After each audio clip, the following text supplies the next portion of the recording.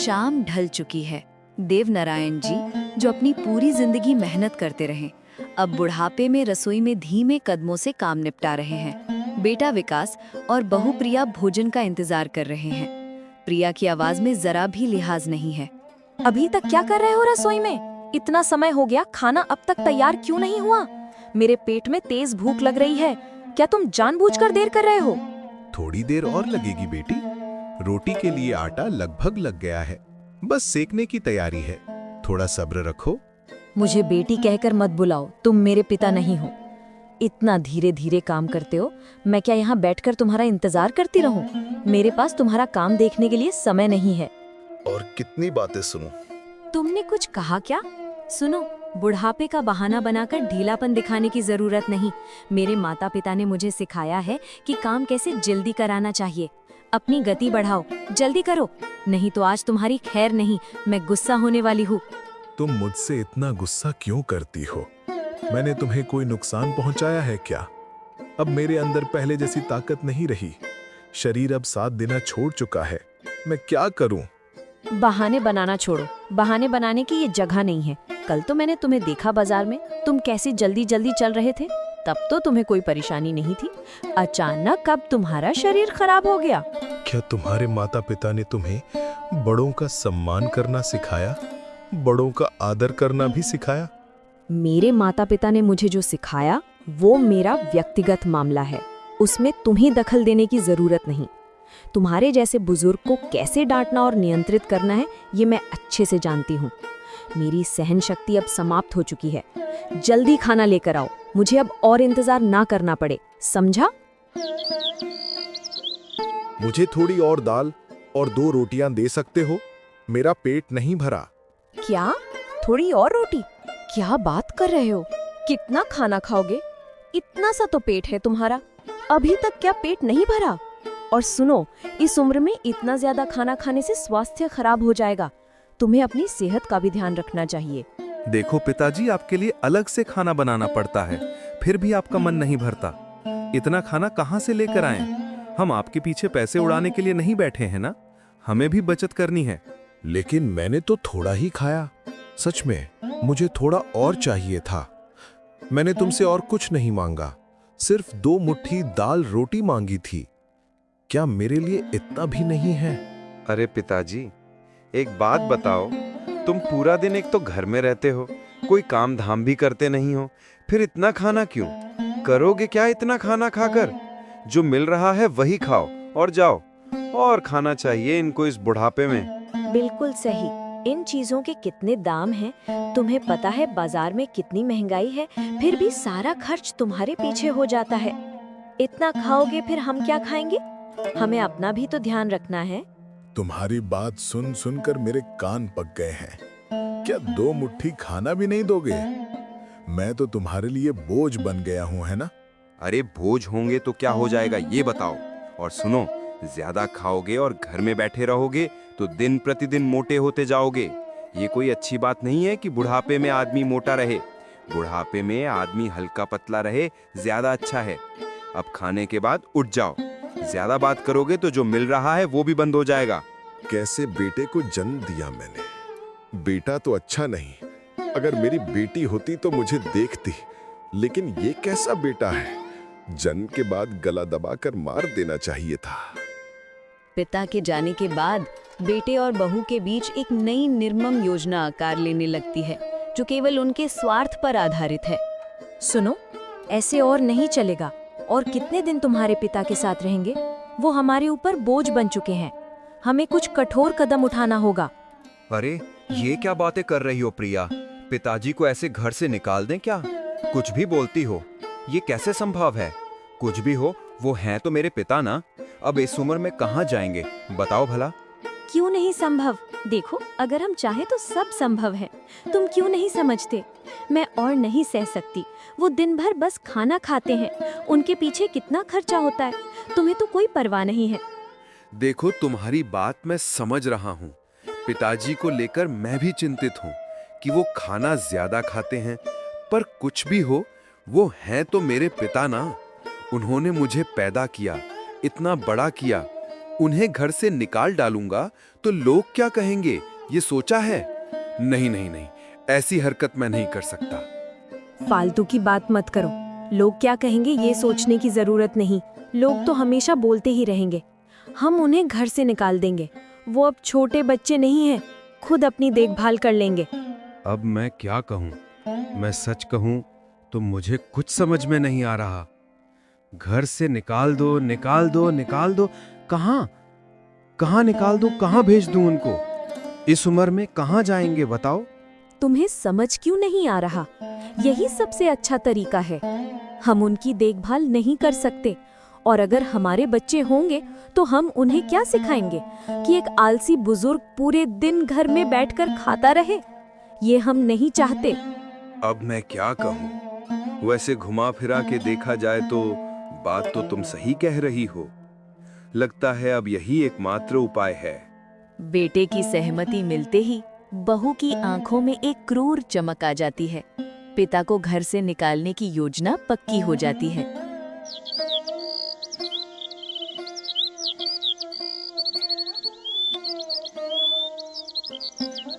विकास के घर में हो रहे निरंतर झगड़ों ने पड़ोसियों का ध्यान खींचा है। उनकी चर्चा में विकास और प्रिया की निर्दयता उजागर होती है। हाँ हाँ हाँ, मैंने भी देखा है। बेचारे बुजुर्ग पूरा दिन काम करते हैं, फिर भी उन्हें भरपेट भोजन नहीं मिलता। और वो बहू कैसे डांटती है, देखकर तो मुझे खुद गुस्सा आता है। बिल्कुल सही कहा। और पता है मैंने क्या सुना कि कल दोपहर को बुजुर्ग थोड़ा और भात मांग रहे थे। विकास और उसकी बहू ने ऐसा सुनाया कि क्या कहूँ। अरे छी छी छी छी छी। अब बताओ भला, अपने पिता को 2 मुट्ठी खाने को भी नहीं दे सकते? ये विकास सही में बहुत बदल गया है। पहले तो कभी ऐसा नहीं था। और नहीं तो क्या। और सोच के देखो, अगर बहू जहर दे दे तो क्या होगा? अपने ससुर को इस तरह अपमानित कर रही है और विकास चुप है। वही तो, लगता है कि घर से बाहर निकाल देंगे। लक्षण तो यही लग रहे हैं। हाँ, और नहीं तो क्या। मुझे भी यही लगता है। बुजुर्ग अगर घर से बाहर जाएं तो पता नहीं कहाँ जाएंगे। उम्र भी ऐसी है, न चल पाएंगे न कुछ कर पाएंगे। अरे वो तो बात की बात है कि कहाँ जाएंगे। पहले देखो कैसे झगड़े करके उन्हें और कष्ट देते हैं वो।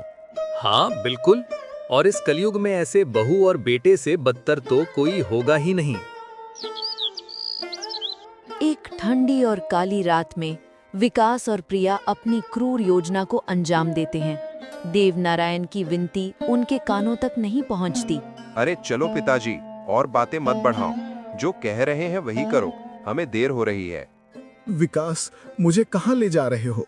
रात में कहाँ जाऊंगा? मुझे इस तरह मत फेंको। मेरे पास कोई जगह नहीं, कोई सहारा नहीं। इतना नाटक क्यों कर रहे हो? हम तो आपको जबरदस्ती नहीं ले जा रहे, खुद ही चले जाओ, हमें कोई परेशानी नहीं। विकास, तू तो मेरा बेटा है, मुझे ऐसे क्यों दुख पहुंचाता है? पूरी जिंदगी तुम्हारे लिए काम किया, आज मुझे घर से निकाल रहे हो? क्या मेरा कोई अधिकार नहीं यहाँ रहने का? देखो पिताजी, ऐसा है कि अधिकार तुम्हारा यहाँ रहने का था, लेकिन तुमने खुद ही खत्म कर लिया। जब देखो तब ये चाहिए वो चाहिए और खाना है। भाई ऐसा है कि तुम्हारा बोझ अब हम नहीं ढो सकते। प्रिया, तू मेरी बहू है, मेरी बेटी बन सकती थी। क्या तू भी चाहती है कि मैं घर छोड़ दूं? मैं चाहती हूँ कि आप मेरी आंखों के सामने से चले जाएं। आपकी वजह से मेरा जीवन बर्बाद हो रहा है। विकास, अब और देर मत करो, अब चलो।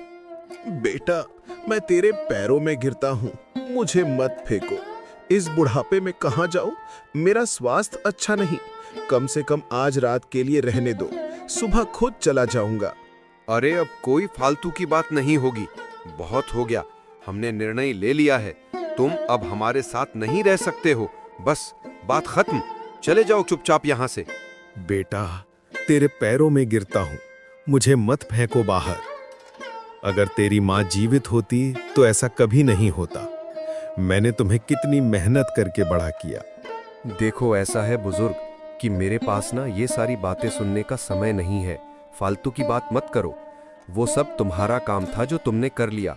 अब मेरा काम ये है कि मैं अपना परिवार चलाऊं, तुम्हारा बोझ नहीं उठा सकता। बस निकल जाओ यहाँ से, जाओ।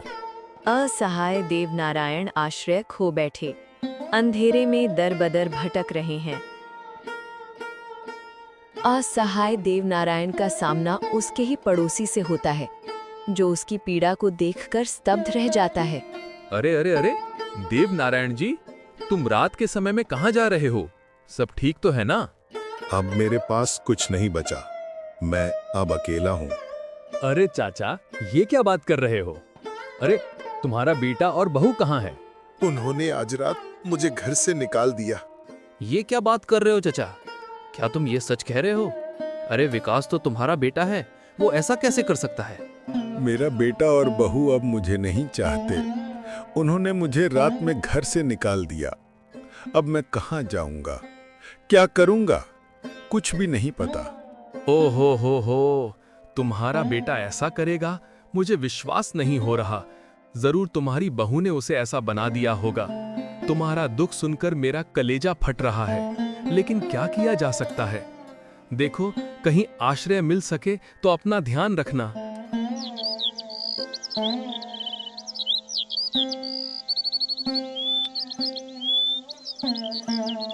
सुबह की पहली किरण में एक दयालु बुजुर्ग महिला कल्पना देवनारायण के पास आती है। कौन हो तुम? इतनी सुबह यहाँ अकेले क्यों बैठे हो? क्या तुम्हें कुछ हुआ है? अब मेरे पास कुछ नहीं बचा। मैं अब अकेला हूँ। मुझे घर से निकाल दिया गया। किसने तुम्हें घर से निकाल दिया और तुम्हारा घर कहाँ है?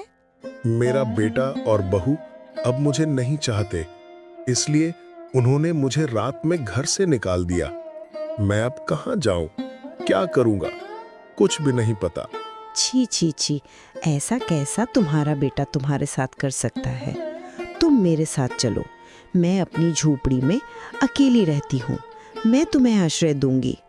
तुम जितने दिन चाहो मेरे पास रह सकते हो। डरो मत, मैं तुम्हें कोई कष्ट नहीं दूंगी। चलो मेरे साथ चलो। वो अपनी पत्नी की बातों में ऐसा आ जाएगा, मेरा बेटा इतना बदल जाएगा, मैंने सोचा भी नहीं था। मत रो भाई, दुनिया में ऐसे बहुत कुछ होता है। तुम अकेले नहीं हो, मेरे भी बहुत दुख हैं। तुम्हारा क्या दुख है बहन? किसी और दिन बताऊंगी भाई। अभी तुम पहले चलो, आराम कर लो। तुम्हें देखकर लगता है कि तुम बहुत थके हुए हो। लेकिन मैं तुम्हारे साथ कैसे जाऊं? मैं तो अब बोझ बन गया हूं अपने बेटे और बहू के लिए। मैं तुम्हारे ऊपर बोझ नहीं बनना चाहता। ऐसा क्यों कह रहे हो? मैं इस दुनिया में अकेली हूँ। अगर तुम मेरे पास रहोगे तो मुझे खुशी होगी। नियति ने देवनारायण को एक अप्रत्याशित मित्र प्रदान किया, जिसने उसके जीवन में आशा की एक नई किरण जगाई। देवनारायण के परित्याग की खबर पूरे गांव में फैलती है और गांव वाले न्याय के लिए महाराजा अमरेंद्र बाबू के दरबार में पहुंचते हैं। महाराज, कल रात मैंने बुजुर्ग देवनारायण जी को सड़क पर अकेले देखा था। उन्होंने बताया कि उनके बेटे और बहू ने उन्हें घर से निकाल दिया है। तुम ये क्या कह रहे हो? देवनारायण इतनी रात में अकेले थे? उसका बेटा विकास और बहू प्रिया कहाँ थे? यही तो बताने आया हूँ महाराज। विकास और उसकी पत्नी ने मिलकर देवनारायण को घर से निकाल दिया। बुजुर्ग बेचारे बहुत रो रहे थे। ये कैसा अन्याय है? अपने जन्मदाता को घर से निकाल दिया? ये अक्षम्य पाप है। वही तो महाराज, मेरा तो मानना है कि विकास की पत्नी प्रिया ने ये सब किया है। उन्होंने विकास के मन में लालच का जहर घोल दिया। उसने अपने पिता को समाज के सामने धोखा दिया। जो अपने पिता का सम्मान नहीं कर सकता, उसका इस राज्य में कोई काम नहीं। आप सही कह रहे हैं महाराज। तो अब ये बुजुर्ग कहाँ रहेंगे? हमें उन्हें ढूंढना होगा। आप सब चिंता ना करें। जब तक मैं हूं, देवनारायण को कोई कष्ट नहीं होगा। मैं उस विकास और प्रिया को उचित सजा दूंगा। गांव वाले मेरे पास न्याय मांगने आए हैं, तो न्याय अब अवश्य होगा। महाराजा अमरेंद्र बाबू विकास और प्रिया के लालच को जानते हुए उन्हें फंसाने के लिए एक योजना बनाते हैं और उन्हें दरबार में बुलाने का आदेश देते हैं। महाराजा अमरेंद्र बाबू विकास और प्रिया को दरबार में बुलाते हैं और संपत्ति का झूठा लालच देकर उन्हें अपने जाल में फंसाते हैं। विकास, प्रिया, तुम लोग कैसे हो? और ये बताओ, तुम्हारे पिताजी कहाँ हैं? महाराज, हम ठीक हैं, पिताजी भी ठीक हैं, लेकिन ये बताइए, आपने हमें अचानक यहाँ क्यों बुलाया? हाँ हाँ, तुम्हारी जरूरत थी। दरअसल एक गुप्त बात तुम्हारे साथ साझा करनी थी। ये बताओ, क्या तुम जानते हो कि देव नारायण के नाम पर बहुत बड़ी जमीन है? हाँ, क्या कह रहे हैं? पिताजी के नाम जमीन है? हमें कुछ पता नहीं। कहाँ है वो जमीन? अरे एक बहुत बड़ी पैतृक संपत्ति है, पर उसके कागजात की बात करनी होगी। अब देव नारायण तो अकेले हैं, उनके नाम इतनी जमीन है तो लोग इस पर कब्जा कर सकते हैं। इसीलिए पहले इसके कागज वागज सही कर लो। महाराज, अगर आप थोड़ी और जानकारी देते तो हम देखते। पिताजी के नाम जमीन है और कागजात किसके पास हैं? कागजात तो तुम्हें खुद ही खोजने होंगे। हाँ, कागजात खोजने के बाद पक्के दस्तावेज बनाने में मैं तुम्हारी मदद करूंगा। अच्छा, तुम ये सब छोड़ो, एक काम करो, अपने पिताजी को दरबार में बुलाओ, मैं सीधे उनसे बात करूंगा। असल में महाराज क्या है कि पिताजी घर पर है नहीं, वो मामा के घर गए हैं। लौट कर आएंगे तो बात करवा देंगे आपसे।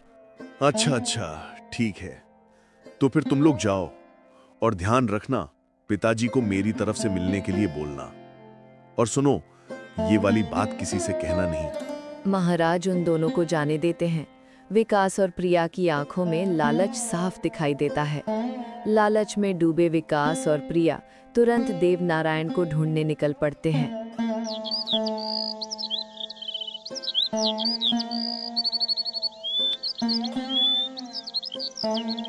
जमीन के लालच में विकास और प्रिया देव नारायण को कल्पना की झोपड़ी के बाहर ढूंढ निकालते हैं और माफी मांगने का नाटक करते हैं।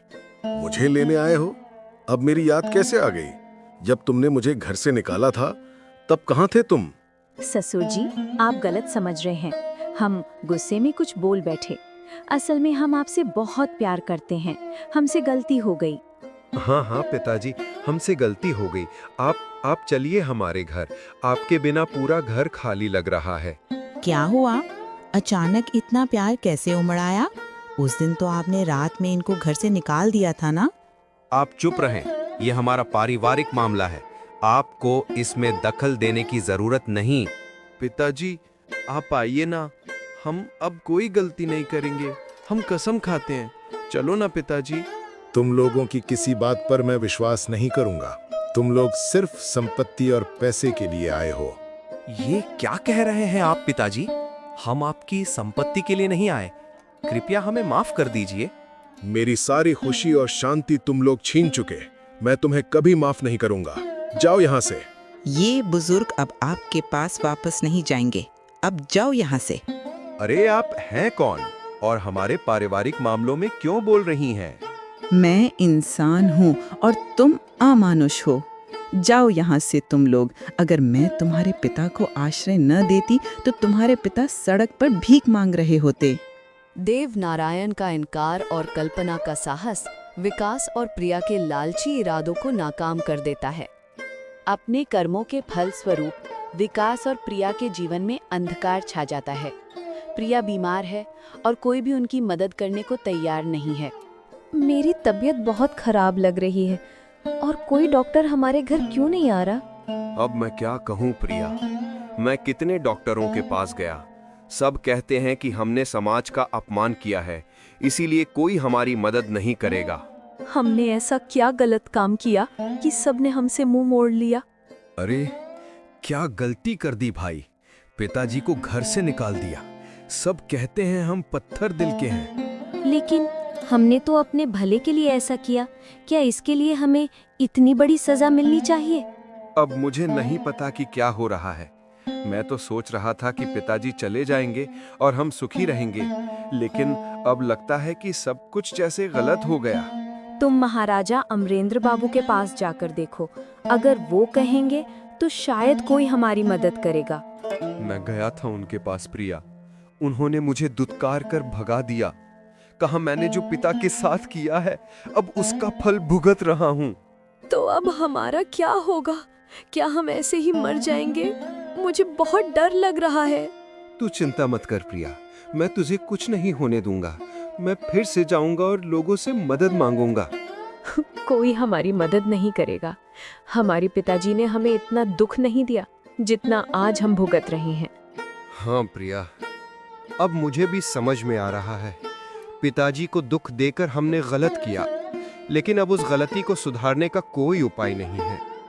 महाराज, मुझे न्याय चाहिए। हमारी मुसीबत में कोई हमारी मदद नहीं कर रहा।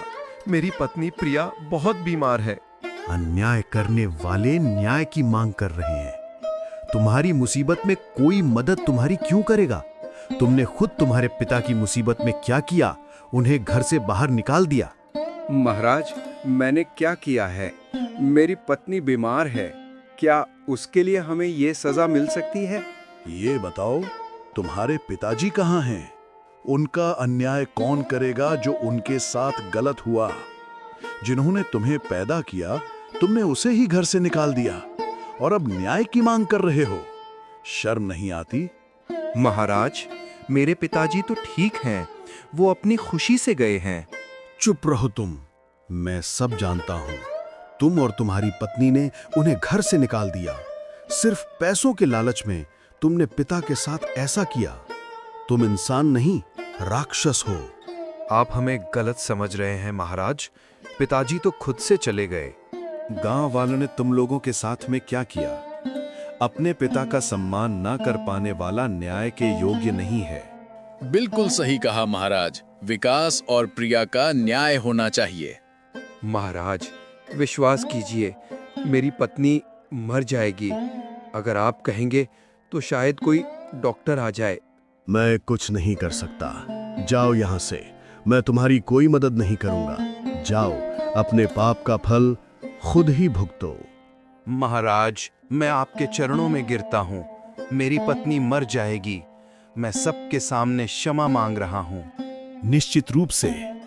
उस दिन जिस दिन तुमने अपने पिता को घर से बाहर निकाला होगा, तुम्हारे पिता ने भी तुम्हारे चरणों में आकर भीख मांगी होगी।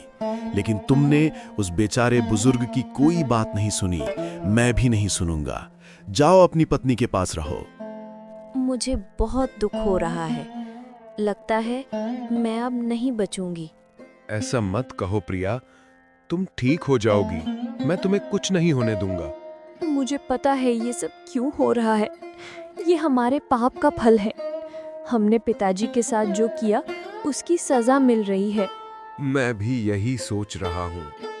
पिताजी को दुख देकर हमने गलत किया। उसका अभिशाप हमारा जीवन बर्बाद कर रहा है। मैंने तुम्हें कितनी बातें सुनाई, तुम्हें पिता के खिलाफ भड़काया। मेरी वजह से आज यह हाल है। नहीं, तुम्हारी कोई गलती नहीं है। सब मेरी गलती है। अगर मैं तुम्हारी बात नहीं सुनता तो ये सब नहीं होता। अब समझ में आ रहा है कि पिताजी को दुख देकर हमने कितना गलत किया। अगर हम एक बार पिताजी के पास माफी मांगने जाएं तो शायद हमारे दुख का अंत हो जाए। लेकिन क्या पिताजी हमें माफ करेंगे? पिताजी हमें माफ ना करें फिर भी हम जाएंगे, मन से माफी मांगेंगे और तुम जरूर बचोगी। हम कल सुबह ही जाएंगे। मैं हाथ पांव पकड़कर भी पिताजी से माफी मांगूंगा। पिताजी मुझे बहुत प्यार करते हैं। ठीक है, मैं भी तुम्हारे साथ चलूंगी। मैंने पिताजी के ऊपर बहुत अत्याचार किया है।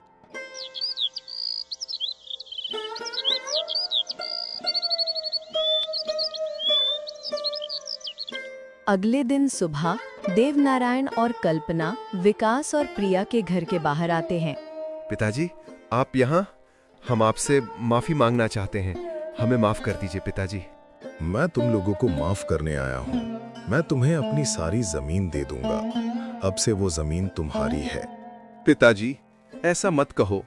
हम गलत थे। हम समझ चुके हैं पिताजी। हमसे गलती हो गई। हम आपका पैसा नहीं चाहते। मेरे नाम पर जो जमीन है उसके सारे कागज मैंने तुम्हें दे दिए हैं। अब से ये तुम्हारे हैं।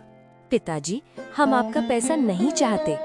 आप हमें माफ कर दीजिए और आप यहीं घर में हमारे साथ रहिए। हाँ पिताजी, आप हमें छोड़कर मत जाइए। हम आपकी बहुत देखभाल करेंगे। मैंने तुम्हें माफ कर दिया। तुम मेरे बेटे और बहू हो। मैं जानता हूँ तुम मुझे प्यार करते हो, लेकिन मैं अकेला रहना चाहता हूँ। पिताजी, तो फिर हमारा क्या होगा? तुम खुश रहो, तुम दोनों मिलकर अच्छा परिवार चलाओ। मैं हमेशा तुम्हें आशीर्वाद देता रहूंगा। अरे तुम दोनों इतना डर क्यों रहे हो? तुम्हारे पिताजी सच में मन से तुम्हें माफ कर चुके हैं। बुजुर्ग हो गए हैं, अब उन्हें एक मित्र की जरूरत है, इसलिए वो मेरे साथ रहना चाहते हैं। तुम चिंता मत करो, हम बीच बीच में तुमसे मिलने आते रहेंगे। क्या सच में पिताजी आप दोबारा आएंगे? बिल्कुल, तुम खुश रहो, अब मैं जा रहा हूँ। देव नारायण और कल्पना विकास और प्रिया को आशीर्वाद देकर अपनी झोपड़ी की ओर चल देते हैं। बुजुर्ग देव नारायण और दयालु कल्पना अपने घर में सुखपूर्वक जीवन बिताना शुरू करते हैं।